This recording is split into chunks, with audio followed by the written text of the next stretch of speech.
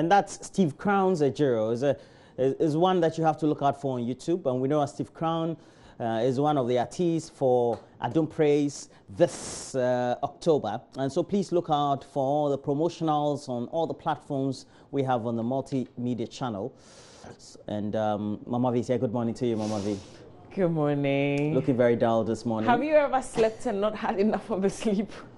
Always happens every morning. Oh, when you God. work early part of the morning. I want some 30 minutes more. Wow. Yeah. But right now you can't take 30 minutes. It won't happen. Oh yeah, but it's real. good to be here. Get real. That's the reality of life, man. Yeah, sure. Yeah. Sure. Sometimes you need enough of something, but you simply don't have it. You have to make do with what you have. Yes, sure. So I'm managing with what I have. That's a great motivation. I'm good. I'm good. Good morning. Yeah, good morning. Good morning, morning to everybody who's just tuning in. If you've tuned in, you missed a lot already, but let's do the newspapers. Yes, we have to do the newspapers. Please do the Daily Graphic. The Daily Graphic newspaper, front page of the Graphic.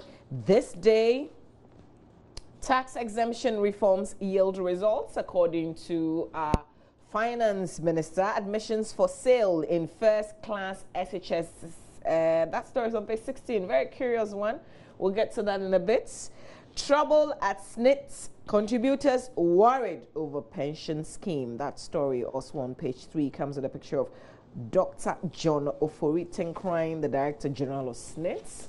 The Finder carried a similar story yesterday, also on their front page. Eswam Hema reigns for 75 years. Deba to celebrate her in October. That's an incredible story also in the Daily Graphic newspaper. Where should we begin this from? Let's start with our pensions, because almost all of us are contributors to the scheme. This is on page 3. Participants in the Graphic Business Stanbic Bank breakfast meeting on pensions in Accra have expressed a lack of confidence in the Tier 1 pension scheme being operated by the Social Security and National Insurance Trust, SNITS. They complained that benefits accruing from the pension scheme were not commensurate with workers' contributions during their working lives. They therefore asked the Tier 1 pension fund manager, SNITS, to justify the 11% pension contribution from workers. And the story continues. Computation of benefits, for instance, and lawyers who took part in this breakfast meeting who agreed the points that they made, all of those details in the Daily Graphic newspaper. Let's fast forward. Let's go to page 16 and let's talk about this admissions for sale in some of the hot secondary schools. So there are widespread allegations against headmasters of so-called first-class schools in the country for charging parents and guardians huge sums of money before placing the names of their children in wards. These heads are said to be under declaring vacancies in their schools and offering available places to parents through syndicates. The practice, the Daily Graphic gathered, is widespread in Cape Coast, Accra, Kumasi, Ho, Takrade, Koforidua, and on the Equiapim and Kwewu ridges. Some parents and guardians claim that some members of the syndicates have asked them to pay sums ranging from 2,500 Ghana cedis to 6,000 Ghana cedis to facilitate the admission of their children and wards to such privileged schools. And the story would tell you about the allegations by some of the parents, you know, those who have had to pay different amounts of monies, and then the agents and the warning that it comes with. But I tell you what, as much as we would say some of the headmasters are not doing well, some parents too. Some people have been posted to places parents simply would not allow their children to go. So they would take themselves out of those lists and pay real cash, no matter the amount, to get their children. You know, people just take advantage of you when they see that you will do it. You're in desperate need. Yeah. Some people simply, when they see that you're in desperate need of a need. Yeah, and Roland, some people have genuine needs. Some people have simply not been placed. They need to get their children in school. Others have been placed, though. The schools that, if you look at it, the schools where they've been put, not so bad. But they want to go to the big schools. So they'll do all they can. And some people will beg. Some of the people who are confessing in the paper, I tell you what, Roland, they themselves went to beg and said, I'll pay anything you want me to pay. And then they turn their backs and go and speak to some reporter. See? But so insincerity on both parts. That's my point. You can disagree with me. Back page of the Daily Graphic newspaper.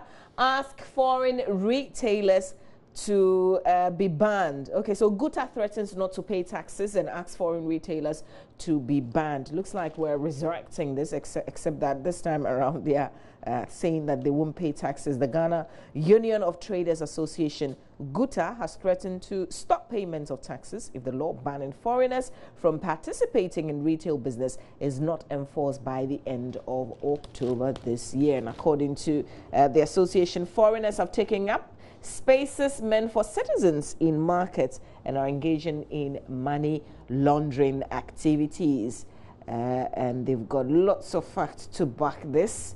Mr. David K. Amwating, chairman of the Ghana Union of Traders Association, there's a picture of him and some of his members as he addressed a press conference in Accra yesterday. All right, so details of that story in the Daily Graphic newspaper is on the back page. The full story is on the back page. Also, 1 killed, 3 injured in armed robbery attack at Walwale in the northern region. All those details in the graphic. But if you open to the center spread, page 14 and 41, you'd find thoughts on the government's journey. That's a piece. Banning plastic bags could improve the country's environmental status. The continuous darkness on our roads as a result of non-functioning street lights is a problem. So it's just realities of the times that we live in, captured beautifully in the center spread of the Daily Graphic newspaper.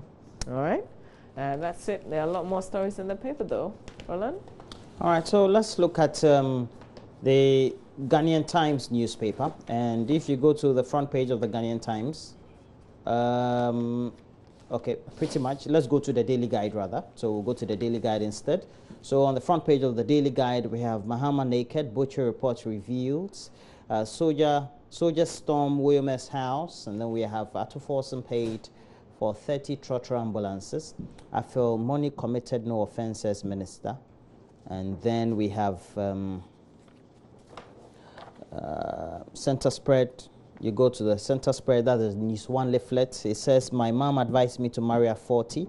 That is Kwabna Jemain Apia Kubi, host of Ejuma on Atinka FM, says he didn't marry again after divorce upon advice by his mother. According to him, the mother has advised him to only remarry at age 40, by which time he will be matured enough to stay in marriage. I'm still not married because of the environment I gave me that I wait to marry me. Oh, okay. All right. So then we have Doomsaw chased me out. That's Slim Buster. And now he's back. He says, I was spending 60 Ghana cedis a day on electricity, and it moved up to 120 Ghana cedis a day. Why? I thought of it. I didn't understand it and went on for almost a year. So I was like, no, if I joke. So he went out. He went to stay in the UK. Okay. So Doomsaw brought him back? I think he said he's back. Slim Buster, baby. All right. Stripper caught in Kelvin Hart video scandal. And then we have, is this Zenelzu? Mm-hmm. Zenelzu is Relumin's envoy. Apparently, Relumin Skin Care is a range of products by U.S. pharmaceutical-based company Relumins. Okay, they've signed a 2-year contract with actress Zenelzu, the beautiful Zenelzu. Okay, so those are the stories we have. Let's do the Today newspaper. That's the next hardcore paper that I have. Front page of Today, Minister backs money for cautioning investigative journalists. Is it money? So Minister backs money for cautioning investigative journalists. Really, are we coming back with this issue? After 114 days of grisly murder of Major Mahama, we still live in fear. New Obuasi residents seem to be saying that. Chicago City deposit $20 million into operations of ISF Bank. Also another story on the front page of the Today newspaper. So these are the headlines making the front page. Roland? Okay, so we have The Daily Dispatch newspaper, it has on the front page, Yao Graham on August 4 Founders Day. Government wants to inflate importance of UGCC founders, and we know that tomorrow is when we're marking the Kwame Nkrumah Memorial Day. It used to be the Founders Day until this year. So what exactly would happen on the Memorial Day? Stuff about Kwame Nkrumah. All right, GJ president did no wrong when he cautioned investigative reporters. Mustafa Hamid is said to have, it's been reported to have said. And then we have GCNet GM visits Tema Ports. So those are the stories we have on the back page, though. We will not pay the $525,000 because there was no contract. Sports Minister.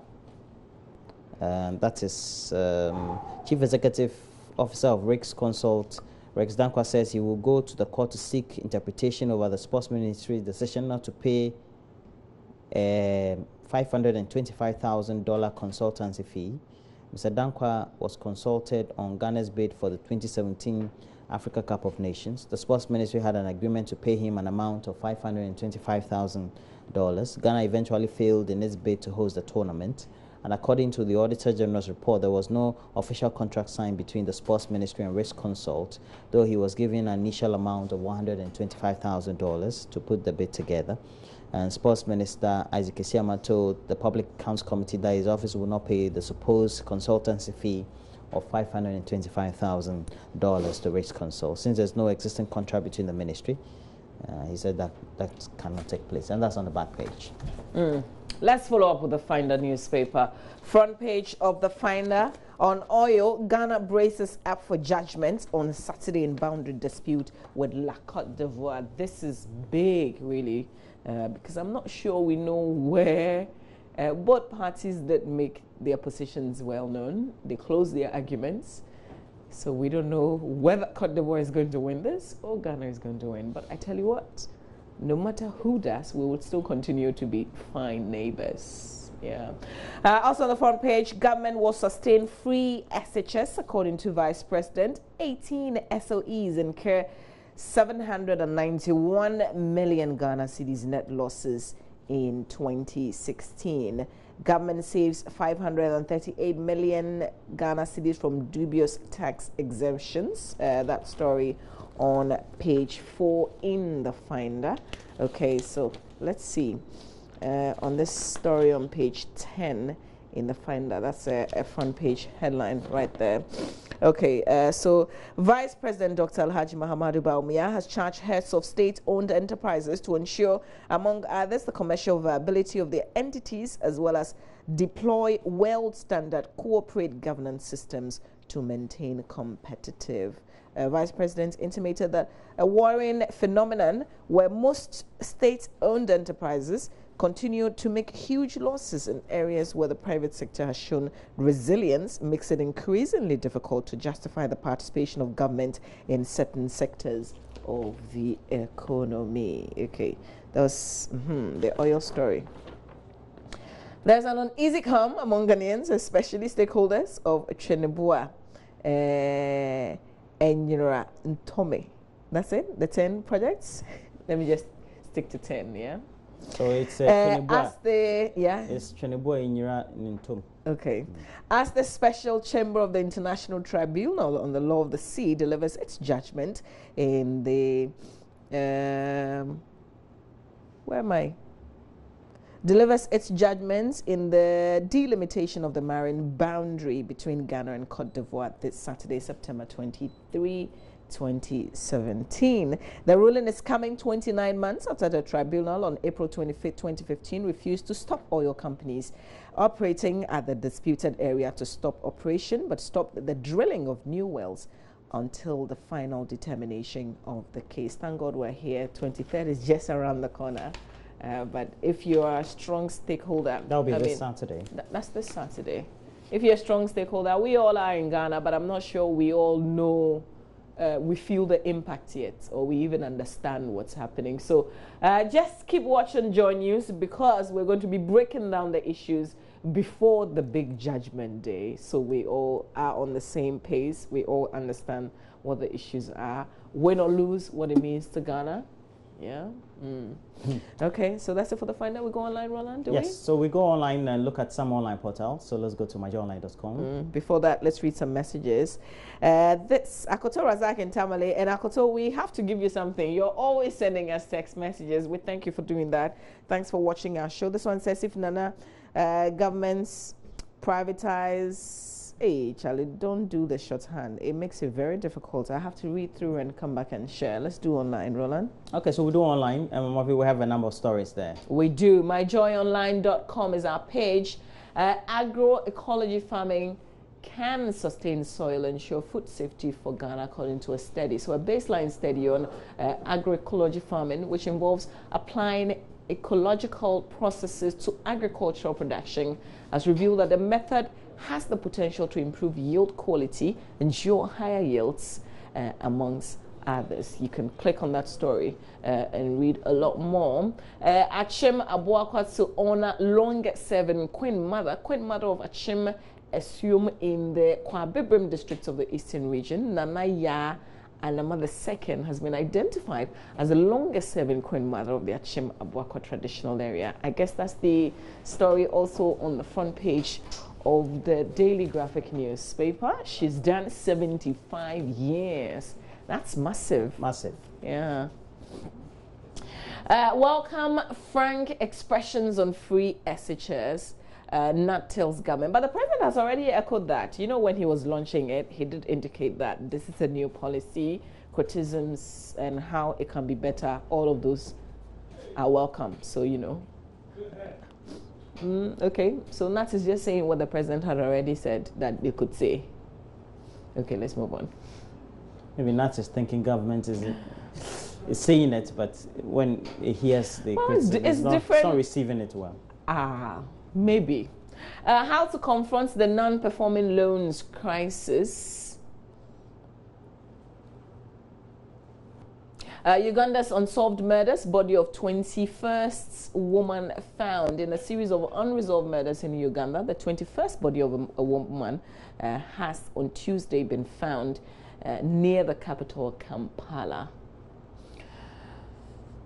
Okay, we'll leave sports to Benedict, who is up in a bit with a lot more details. National Youth Authority postponed job creation dialogue with CEOs. Also another story there on the page. Over 100 students benefit from car partnership bursary scheme for the second consecutive year. It's offered scholarship to 102 brilliant but needy students in the Tema Mahian community. That's good news. Ameri deal sinks VRA in $11.5 million debt per month, $218 million in 18 months. Huge figures. Brekum residents pile up weapons in anticipation of Fulani war. And Seth Kwame Boateng receives prestigious ICFJ award. And yesterday, he picked in real life that award. Congratulations to Seth Kwame Boateng. Congratulations to Seth Kwame Boateng. Now let's go to the world page of the BBC or the Africa page. But let's see whether, okay, Donald Trump is not, I thought he would be trending. Okay. At least 226 people are dead in a huge earthquake in Mexico. And the tremor toppled buildings in the capital, including a school, with many trapped in the rubble. A number of things have been happening. Live coverage. And we know that, I think there's a second period. And Trump's UN hate speech criticized. The U.S. president's first key speech at the UN was denounced by some member nations he had singled out. And apparently another hurricane is bearing its brand on Puerto Rico. Evacuate Puerto Rico Safety Commissioner warned residents. Otherwise, you're going to die. Wow. And then we have Kenya's top judge hits back at threats. The Chief Justice is defiant and violent protests and criticism after he annulled last month's poll. Please be steadfast. You know, there are fears that because it was the new date is the 17th October, and there are fears because of the lack or whatever preparations not going as they thought it would towards that elections. There are fears that 17 dates may be breached. And I was listening to a report that said, what happens? But didn't the Supreme Court know that they needed some time to prepare before? Yeah, I mean, I mean, they give them a bit of time, or it wasn't enough time. Everybody was happy, at least the opposition. They were happy. I think for the rest of us on the continent, we're also happy for them.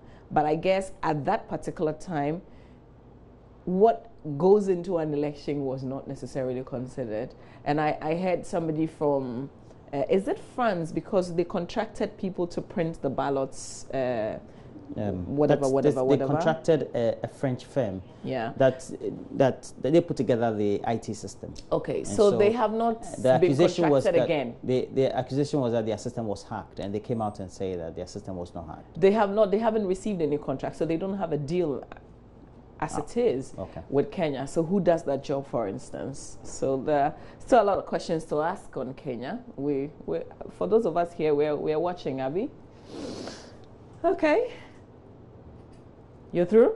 Yep. All right, let's do some of your messages. A day will not pass without me talking about appearance. I want to know whether those who pay money to get their children placed in the so-called big schools will enjoy free SHS. Mahama Ganio in Nima. Our understanding, no, they don't get to enjoy free SHS. Those who get to enjoy, yes. If you bypass the placement, if they didn't place you and you go behind, that's why people are paying huge sums. Because the ministry knows the number, GS, they know the number that they placed, and that's the money they're going to give you. It's going to correspond to the number that were placed, not numbers that came from outside. So if you bypass, you continue to pay until your word is out. At least that's what I know. What you just said is true, but you can imagine my sister being placed in the Volta region as a day student. Isaka Garu sending us that message, and that's because of what I said, that some people are placed and their parents will look for other schools where you pay. The point is, if you have the money to pay, you can pay. But it means that you continue to pay until they are done with school, and you will not enjoy the free SHS. That's all it means. All right, continue to send us those messages. I guess we've got to run, but one last message, and then we'll make way for Benedict's. SNIT should not take their Ghanaian contributors for granted. What is SNIT's Galamsey? Nuruddin and Pandai. I didn't link Galamsey to SNIT, but you've done it. If one relocates from one place to another, example, Tema to Kumasi, will his records be updated by NIA? Well, more questions. We'll find a lot more answers, but keep those messages coming through.